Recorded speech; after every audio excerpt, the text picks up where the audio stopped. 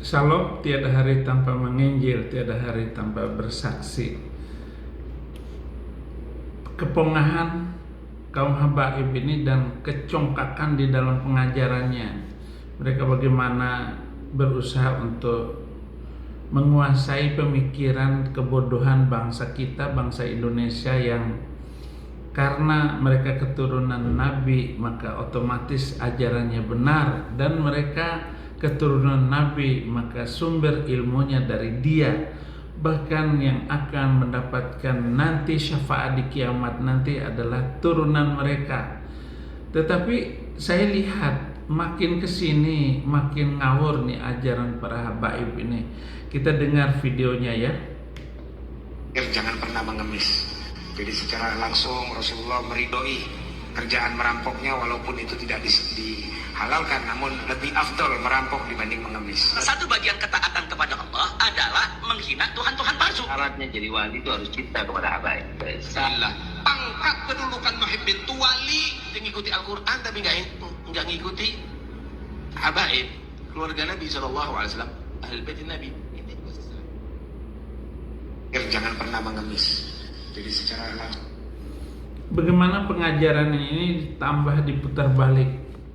Bahkan ada ustazah katanya nanti di yaumil kiamah itu seluruh nabi, semua nabi itu menduduki singgasananya masing-masing, tetapi ada satu singgasana yang kosong. Ternyata Rasulullah itu sedang sujud dan memohon ampun kepada Allah. Ya Allah, selamatkan umatku, selamatkan umatku, selamatkan umatku, selamatkan umatku. Apa ayat Al-Quran surah ke-19 ayat 7172? Wa im minkum illa wariduha kana ala rabbika hatmam maqdiya. Tidak ada seorang pun di antara kamu melainkan memasuki neraka itu. Jadi beliau sendiri di neraka. Lalu katanya emang di sorga katanya. Surga apa? Dan satu-satunya nabi dari Arab itu hanya nabi Arab itu. Gak ada nabi dari Arab. Makanya saudara-saudara, rungkat ajaran seluruhnya itu ibadah mereka, ibadah buatan mereka sendiri, jengkang-jengking untuk mengambil ilmu jengkang-jengking 5 kali sehari itu, saudara-saudara, itu membuat cerita aneh, dongeng. Katanya dijemput oleh malaikat Jibril menaiki seekor kuda putih berwajah perempuan, lalu melesat cepat luar biasa, melebihi kecepatan angin, kecepatan suara, kecepatan cahaya. Dari Masjidil Haram ke Masjidil Aqsa itu jauhnya puluhan ribu kilometer, tetapi hanya dilewati dengan kecepatan yang luar biasa. Itu kan dongeng semua, hanya untuk mendapatkan perintah sholat 5 kali sehari. Sedangkan ajaran Al-Qurannya itu nggak ada itu. Perintah sholatnya bagaimana, begini, begitu, bagaimana angkat tangan, itu nggak ada di dalam Al-Quran. Hanya kata sholat doang. Lalu dijelaskan dalam hadis, maka mereka berantem berbagai macam hadis yang membicarakan model-model sholat bagaimana, dan umatnya sekarang ini berantem masalah sholat. Itu kan aneh, dongeng semuanya, dan gak ada satu saksi mata pun dari saudaranya, sahabatnya, dan ini ditulis semua oleh orang terdekatnya. Bagaimana kelakuannya, semua ditulis dengan lengkap. Lalu bagaimana kita bisa percaya dengan keyakinan semacam itu? Itu ibadahnya. Belum lagi haji, belum lagi masalah puasa. Itu saling bertentangan antara hadis satu dengan hadis yang lain. Kemudian diributkan masalah imam, mazhab ini, mazhab itu. Saling bertentangan. Kemudian mendoakan orang mati, urusan kematian itu lucu, berantem lagi. Mazhab Syafi'i, mazhab Hambali, Maliki itu saling berbeda. Sedangkan Muhammadiyah itu enggak memakai mazhab. Mereka Muhammadiyah itu lebih logis dari seluruh pengikut Islam ini, lebih logis, dan tidak mau menggunakan ayat-ayat, hadis-hadis yang aneh-aneh, hadis-hadis khurafat, hadis-hadis yang tidak diketahui sesungguhnya hadis apa begitu. Nah, lebih logis Muhammadiyah. Dan Muhammadiyah tidak ada yang mengundang Ba'lawi itu. Karena kalau mengundang Ba'lawi, Habib, itu yang diceritakan kemuliaan nasabnya, yang dianggap nasabnya semua. Itu sebabnya Muhammadiyah mana pernah mengundang Habib. Tidak pernah diundang, saudara-saudara. Pengajian-pengajian aja sendiri. Lebih-lebih lagi saya dulu. Kalau saya orang Muhammadiyah lebih kaya sebenarnya kalau diundang, karena Muhammadiyah hanya mengundang ustadznya sendiri, kiainya sendiri. Nggak ada tuh Habib-Habib itu. Kenapa? Ajarannya khurafat semua. Tahayul, bid'ah, bikin-bikin semua. Cerita yang aneh-aneh. Apa yang bisa diharapkan untuk membangun kehidupan masa depan dengan keributan antar agama, golongan satu dengan golongan yang lain? Makanya kekristenan ini luar biasa, saudara-saudara. Setelah saya masuk Kristen ini, tidak ada ajaran yang begitu manis, ajarannya yang begitu bagus. Habib bodoh itu masih lebih utama daripada orang yang begitu. Kenapa kaki Habib yang narkoba, yang maksiat, yang nakal, yang kotor dibandingkan kepala kiai yang pakai sorban masih lebih mulia? Kenapa kaki Habib yang maksiat tersebut? Syarifun wahidun, satu Habib, satu syarif, satu syahid afdal min sab'ina aliman. Ini ajaran Islam apa ajaran Habib? Ajaran Islam apa ajaran Habib? Belajar sama satu Habib, sama ukurannya belajar dengan 70 kiai. Satu Habib, walaupun Habibnya jahlul, maksudnya bodoh kata Yuhar, itu ukurannya perbandingannya amat 70 kiai yang alim. Satu lagu sebujur bangkai Roma Irama lebih mulia dan lebih manfaat bagi umat Islam daripada ceramah 70 habaib. Rasain loh. Ya, kita lihat aja. Tetapi memang bangsa Indonesia ini senang sekali diperbodoh, diperalat oleh orang-orang yang turunan hidung mancung.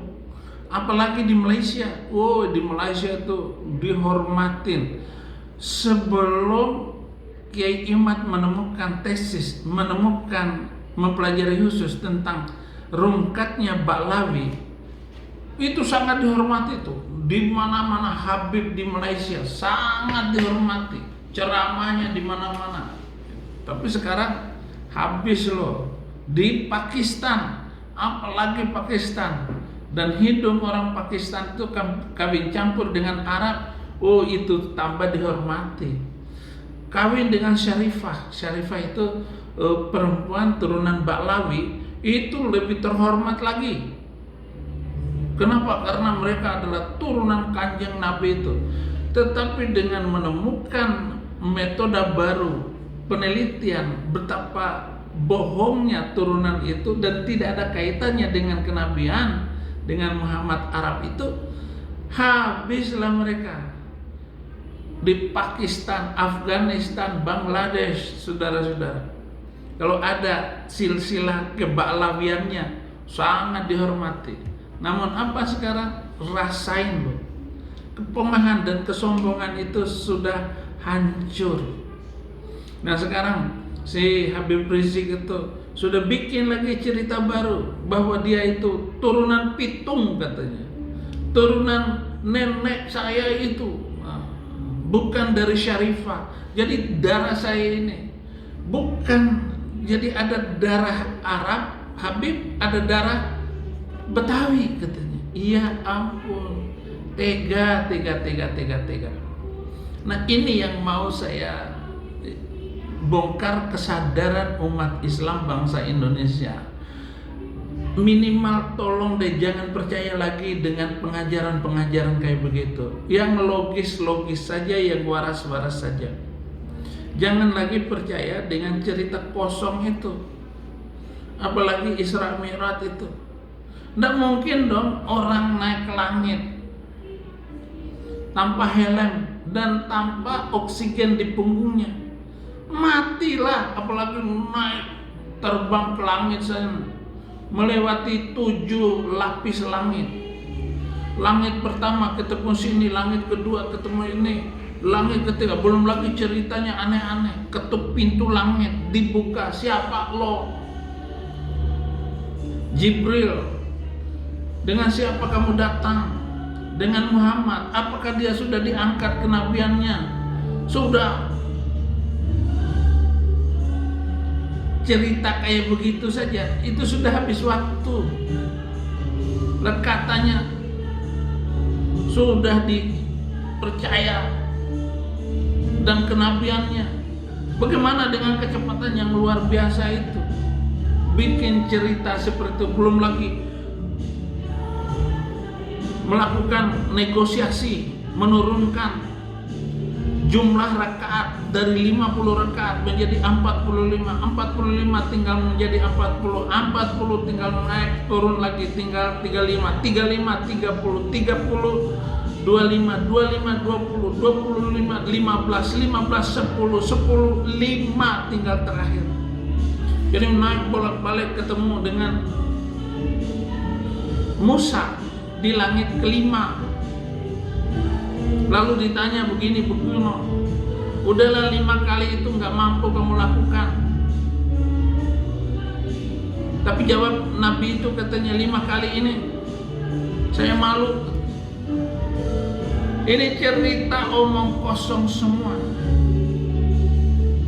Bagaimana dia memimpin sholat 2 rakaat sebelum menerima sholat itu, dia sudah sholat 2 rakaat memimpin para nabi yang jumlahnya 240.000 nabi. Kan lucu semua. Dan menggunakan kendaraan onta, kendaraan kuda, kendaraan bagol, diikat di pohon di luar masjid itu. Dan masjidnya sendiri yang diceritakan Al-Aqsa itu belum ada. Belum ada bangunannya. Bangunannya itu tahun 70 setelah hijrah.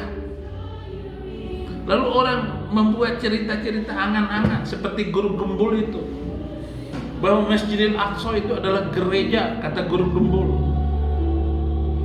Ini orang dari cerita Isra Mi'raj itu muncul berbagai macam cerita khurafat, cerita dongeng semuanya. Aneh saudara-saudara. Inilah makanya saya harus membongkar, saya harus menceritakannya, kedunguan-kedunguannya itu. Demikian saudara-saudara. Tuhan Yesus memberkati.